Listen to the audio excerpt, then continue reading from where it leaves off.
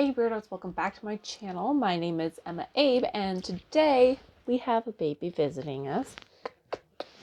She smells so clean. That's because I gave her a bath, because nobody else in the family gives you a bath, do they? No, they don't.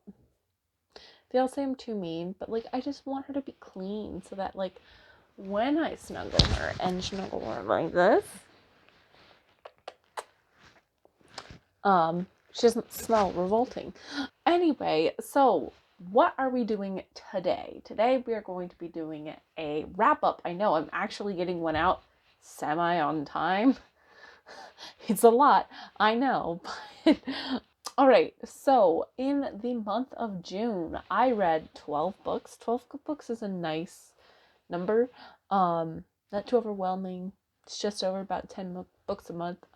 It's a good number. Anyway, so let's get straight into the books that I read. So the first book I read is Heartstopper Volume 3. Do you smell it? Does it smell good? This is disgustingly cute. I'm following the same two boys. We have Nick and Charlie, and they are going on a trip to Paris, France. And hijinks ensue, and it's cute. There's some suspicions that one of the characters has about the other. Overall, I enjoyed this, and I can't wait to read volume 4. I read this with my eyeballs. It is a graphic novel, so there you go. And I obviously read this without audiobook because graphic novels don't have audiobooks. The next book is the Dragons, the Giant, and the Woman by Way Too More. And this is a book that I had to read for the Booktube Prize, and therefore I cannot tell you anything about it. But my video for my reactions and just my feelings about the semifinals for the Booktube Prize should be somewhere. I'm really excited. The results came out today and haven't watched it yet. So moving on, the next book I read is How It All Blew Up by Arvin Ahmad. This is a book that I read for the Summer of Contemporary Readathon. Mom read this first and she really liked it, and she's just been pressuring me to read it, and I've read it and I quite enjoyed it. In this book, you follow this high school senior named Amir. He is gay and he is dealing with coming out to his Iranian Muslim family, which are all things that can make coming out difficult. And he has he describes what he calls a point system in his mind that is so true to at least my experience as a queer individual. I'm not Iranian or Muslim, so I can't speak to that. But in this point system, when it comes to coming out to your parents, you tally up all of the points for all of the things that are pro and con towards coming out to your parents. So anything good that your parents say about being gay or other gay people, that is a good thing. So it gets positive points. If there are negative things that your parents say or do, that gets negative points. And that's essentially the rundown. He is trying to deal with coming out to his parents when, unfortunately, one of his classmates catches him kissing his boyfriend at school, takes a photo, and essentially blackmails Amir with it. Amir freaks out, and instead of dealing with it, he decides to run away and get on this plane and go to Rome. Long story short, it opens with him being detained because his parents and him got in a fight on a plane, which is just so many levels of effed up in my opinion, because I guarantee you if it was a white family fighting on the plane, they would not be detained and being interrogated. However, because it's an Iranian family, it's a different story, which isn't a knock on the book, it's just a knock on society in general. People are shitty and racist, and that's the world we live in. But I really enjoyed this. I thought it was really fun. It's a mix of Amir's narrative in terms of chronologically what's happening, and also transcripts from those interrogation room files. And I thought it was really nice. It got more like adult than I was like expecting it to, but it was still really good. Yeah, they're probably going to poop. That's your brothers. They're probably going to poop. She heard my family moving around. All right. The next book. No, you have to stay with me. That's the deal. You're cuddling with me now. Go back and sit down so that like I can talk about my books. What about this book? Did you like this book? So the next book I read is The Hate You Give by Angie Thomas. And yes, it took me 5 hours to read this book. And yes, did I really love it? Yes, I did. It's as good as everybody says it is. Yeah, it gets intense at some points. But anyway, so let me give you like a basic plot. And even though I'm sure everybody knows the basic plot. So you have this young girl, Star, and she is at this party. She is living like dual lives between private school, which is primarily like white dominated, and her home life in Garden Heights. And those are just two very, very different worlds. And one night she's at this party in Garden Heights and shots start firing. So she leaves. She leaves with her friend Khalil. And unfortunately, they get pulled over and Khalil is murdered by a cop. And it's tragic because it happens right in front of her. And the rest of this book is her coming to grips with that and then also going through a trial and all of the ramifications. What? Why are you complaining? I know. Are you sad about police brutality? Me too. It sucks. Or maybe you're just hungry.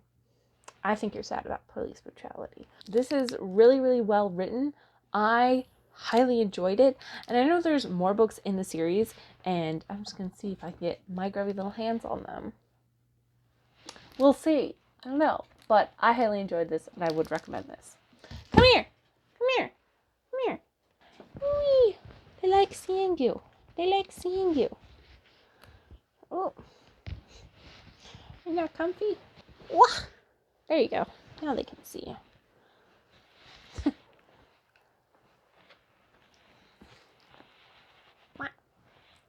There you go. Hi. Yeah, I love you.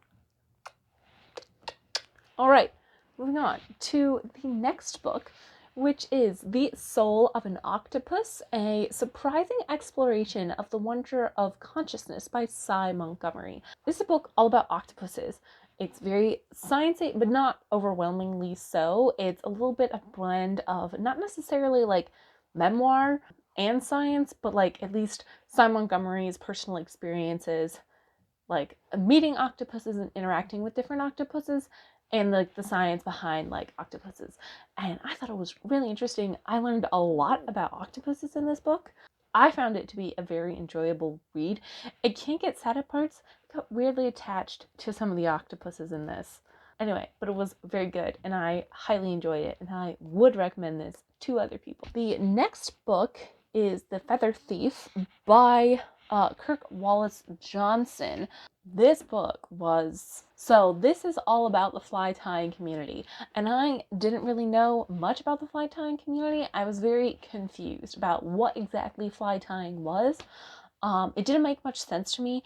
And thank goodness that I had like an actual physical copy of this book while I was reading along with the audio, because I would not understand at all what fly tying was. And that was because the pictures in the book really helped me understand like exactly what it is. So I think it could have benefited from a little bit more explanation of what exactly fly tying is, or maybe I'm just stupid and I didn't understand like what it is going in, and that was a little bit of a barrier for entry to me personally, but that was just my experience. Once I got past like WTF is fly tying, I really enjoyed it. So it starts off with this depiction of a heist that happened, I believe, at the Train Museum in I don't know where. What happened was this young man went in and he stole a bunch of really rare bird species, like hundreds of birds. I think about 300 birds. And then these bird feathers start circulating within fly tying communities. And the reason that this heist even happened is because of the rarity of these bird specimens and like the obsessive need that a lot of fly tyers have to build these really old flies that look a certain way with the correct feathers, and those feathers you just can't get anywhere. And what I really appreciated about this book is that it really went into detail about not only the history of fly tying, but all the context surrounded like why there was a huge demand for birds, and how birds were used in different things like hats, and why there was this push to conserve them, and then that's how that led to a rarity of these bird species. And not only does that talk about it like that, but also the author turns into a little bit of an investigative journalist, and he tries to figure out like more about what happened to these feathers that were unrecovered, because some of the feathers are just missing. I thought that it was a really interesting story, and I really enjoyed it. And it was one of those like true crime, but like bloodless crimes, but are still really interesting. And I wish there were more books like this. It was quite interesting. All right, moving on. You do not seem comfortable. You do not seem comfortable, little miss. No, you don't. I don't understand how you can be comfortable. The next book I read is Paradise Lost. This is by John Milton. I don't know what it is about me just misunderstanding things about books that I'm reading. I didn't understand it was poetry until I started reading it, and I figured out it was poetry. So this tells the story kind of almost of the Bible, but instead it's from like Satan's perspective. So it's interesting because it's almost like an anti-hero arc. I don't really know how I feel about this book, whether or not I really liked it. I thought it was an interesting take on the Bible.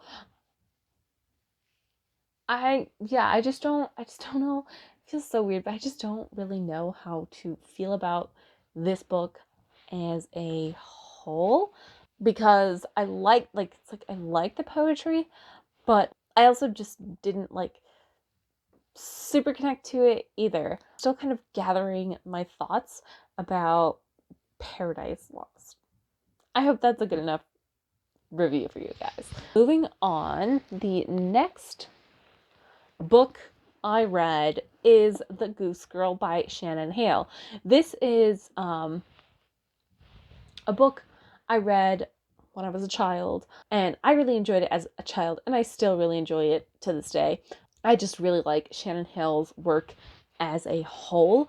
I think she's just really creative, and what is this book about? So it's a book about this girl named Ani. She is like the princess of this place. I don't remember the kingdom's name, but her aunt spent a lot of time raising her and taught her about all of these different types of speaking. So there's people speaking, which is like the ability to be like really, really persuasive. There is also animal speaking, and that's like speaking to animals. And there's also like nature speaking, which is like the ability to speak to nature. So like wind, trees, stuff like that. She has to go to Bayern, and she has to marry the prince of Bayern. And unfortunately, her maidservant decides, no, you're privileged as fuck, and I want what you have. So she does this coup and basically takes over as princess on the journey to Bayern. When they show up, instead of the actual Annie being presented as the princess, it is the maidservant Celia who is presented as the princess. And Annie needs to figure out WTF. She's very traumatized by this event because most of her guards are murdered, or at least the guards that are loyal to her, and she feels all alone. She doesn't know what to do, and she's in this foreign country where another quirk about these countries are in Bayern, nobody really has light hair or blonde hair, and Ani has blonde hair. So if she is like discovered and people sees her hair, they'll immediately be able to tell that she is not from Bayern. So she needs to like hide her hair, and she needs to try and assimilate with the Bayerns until she can figure out how to get home. That is a basic kind of like setup for this story. The reason why it's called the Goose Girl is because she goes to the palace and finds work as being the Goose Girl. So she herds like the geese. And yeah, I found it really, really enjoyable. And I would highly recommend it if you want some sort of like twisted fairy tale, and if you like Shannon Hale's other things, or Gail Carson Levine things, Ella Enchanted type of things. This is a good book. The next book I read is Race the Sands. This is by Sarah Beth Durst. And I didn't have much expectations going into this book. I wasn't expecting as much political intrigue as I got. One thing I did really appreciate about this book is that it is a standalone fantasy that isn't very like common. I don't feel like, but I really appreciate it because I got like one story in one go, and there are no cliffhangers. Thank goodness. All the loose ends were tied up nicely. Anyway, so the basic conceit of this story is reincarnation is a thing. First of all, most of the time humans be reincarnated into like lower beings, and purity of your soul is really, really important to be reincarnated as like something higher, or reincarnated as a human again. One thing that nobody wants to be reincarnated as are like Keyhawks, which are essentially monsters. Here's kind of an image of what one looks like, but they don't always have to look like lions. They can look like a bunch of different animals like mishmashed together. The whole idea is that they're supposed to be like, their soul is so bad and so corrupted that like their physical body like represents like how like corrupt they are, and the fact that it's unnatural to look at because it's just a mishmash of different like types of animals. Keyhawks can only be reborn as other Keyhawks, except for the one exception if you win this big race. With the races, there's it's kind of like horse racing, except it's with Keyhawks.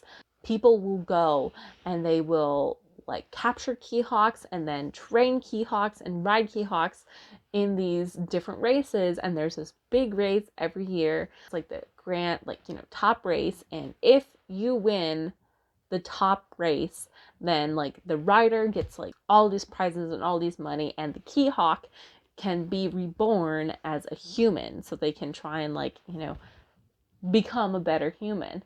I thought it was really interesting, like the discussions about like morality and like ethics, being good versus like not being good. So in this book, you follow like two main people. You follow Tamara, who is a trainer. So she trains these Keyhawks, and she's a little bit down on her luck because her daughter needs to have money so that she can go to school.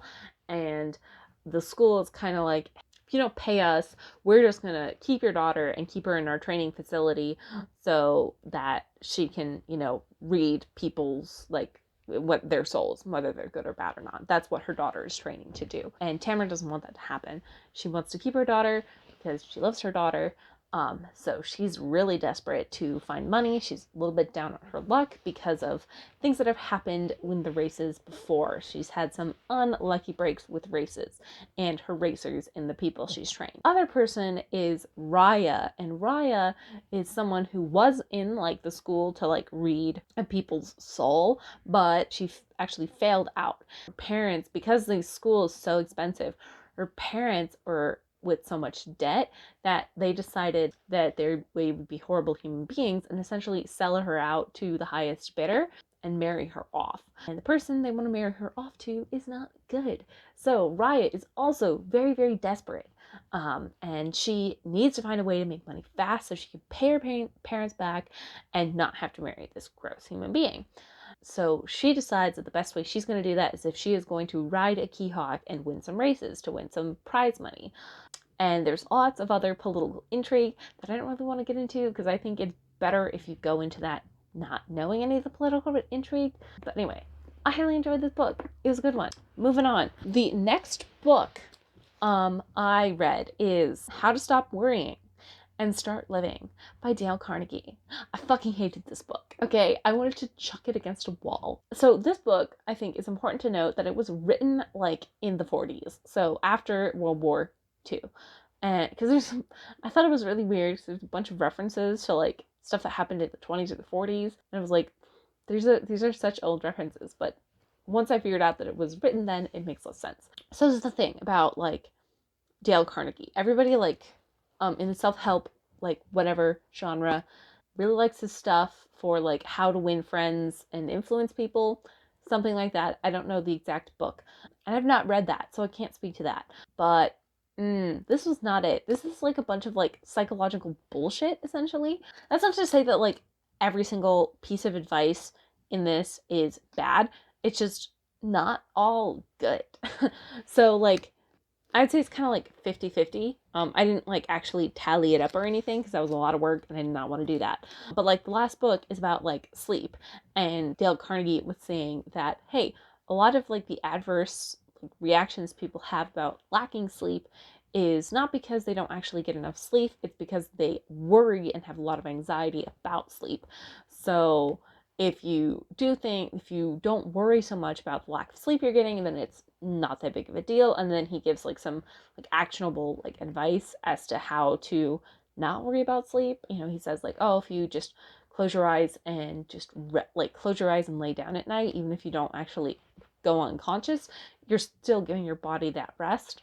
Anyway, but there's also some other advice that I thought was complete shit. So the first one that I will bring up is chapter 6, How to Crowd Worry Out of Your Mind. And basically the idea in this chapter is that you, instead of worrying about whatever you're worrying through, if you're going through a traumatic event, instead of thinking about your event, just occupy your mind with like other things. So make yourself really busy, and then you won't actually have to deal with what you're doing. And I wrote my note that I put was, I get it, but seems unhealthy. Avoidance much? Like, that's what I put, because it was like, this just does not seem like the best way to deal with something long term for your like overall mental health. There's a bunch of other stuff like that, and I don't want to go onto a full review, but I'll say like one more thing. This book was like weirdly religious, and it started off by just having like mentions to like passages in terms of like, oh, like Jesus said XYZ, so like that's a good idea if we like don't worry about XYZ. I was like, okay, like I understand that like the Bible can have some wisdom that's like important like that, but it's just weird that it was all from Bible and it wasn't taken from like just various sources, and there weren't any other like religious text references. It was a lot of like Bible this, Bible that, Bible this, Jesus this, Jesus that. And so that was really fishy. And then I got to our grand chapter. What is it? Chapter 19. How My Mother and Father Conquered Worry. And I'm gonna boil this chapter down. I made these tabs are all from that chapter. All these blue ones, because it made me really angry. And essentially what that chapter argues is that just pray. Like, pray about it. If you pray about what you're worrying, it will help you not worry. And he goes on to like list all these reasons, and I about chucked the fucking book across the hall because I was like, this is so biased from a Christian perspective, it pisses me off. And he also just like some of the quotes that just made me angry. He says that like prayer puts us into a force in an active principle of doing. So it makes us think about like doing something. It's like voicing it into like the world. It's that a world famous scientist, Dr. Alexis Carrel, said prayer is the most powerful form of energy that one can generate. So why not make use of it? Call it God or Allah or the Spirit, any quarrel with definitions, as long as the mysterious powers of nature take us in hand. Why not close this book right now? Shut the door, kneel down, and unburden your heart. Have you lost your faith? Beseech Almighty God to renew it, and repeat this beautiful prayer. And it pissed me the fuck off.